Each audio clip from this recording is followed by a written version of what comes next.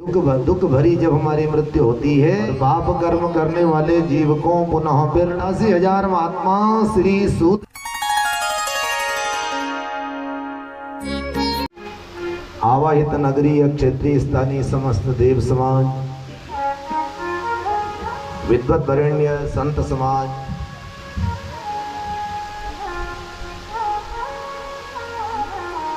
समस्त श्रद्धालु श्रोताजन, परमात्मा की दिव्य मंगलमयी अकारण कृपा के फलस्वरूप आप और हम सभी को उन्हीं की कथा सुलभ हुई है। भागवत जी की कथा साधारण जीव को सुलभ नहीं होती, प्राप्त नहीं होती। भागवत जी में आया है जन्मांतरेण भवेत पुण्यम ततः भागवतम लभेत।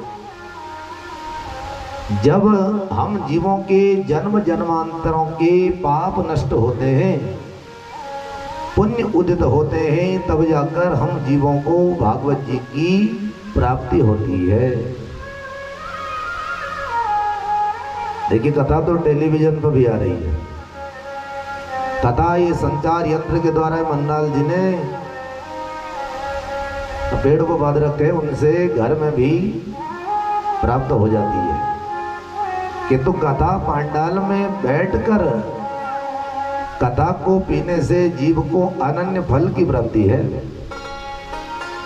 ततः भागवतम लभे, तब जाकर भागवत जी का सानिध्य प्राप्त होता है।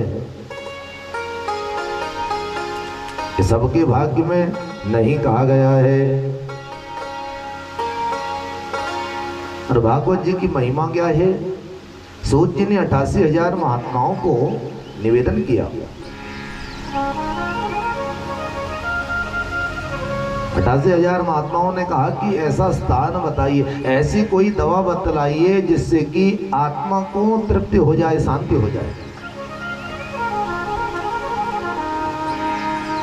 तो सूत जी ने दवा के रूप में क्या दिया? औषधि। कहा कि भाग्योदये न बहुजन्म समर्जितेनम सतसंगमं च लभते पुरुषो यथेवां। भाग्य उदयेन अर्जितेन सम पुण्या। जब हम जीवों के बराबर पुण्य प्रबलता को भोगते हैं। ये तराजू का पलड़ा है, एक तराजू है धर्म रूपी तराजू। उस तराजू में एक तरफ हम जीवों के पाप लटके हैं, एक तरफ पलड़े में पुण्य लटके हैं। जिस तरफ पलड़ा झुक जाएगा उस प्रकार से हम जीवों को फल प्राप्त हो जाता है। यदि पुण्य अधिक बढ़ गए तो तराजू का पलड़ा उस तरफ झुकता है, पाप अधिक बढ़ गए तो इस तरफ झुक जाएगा। पाप प्रभावेण नरके प्रयान्ति।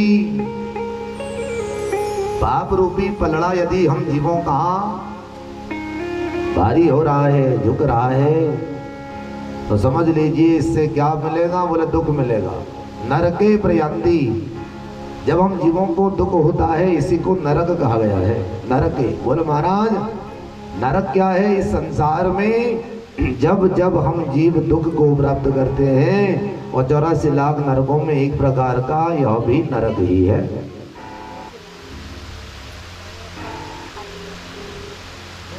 पुनः दरिद्री पुनः पापी।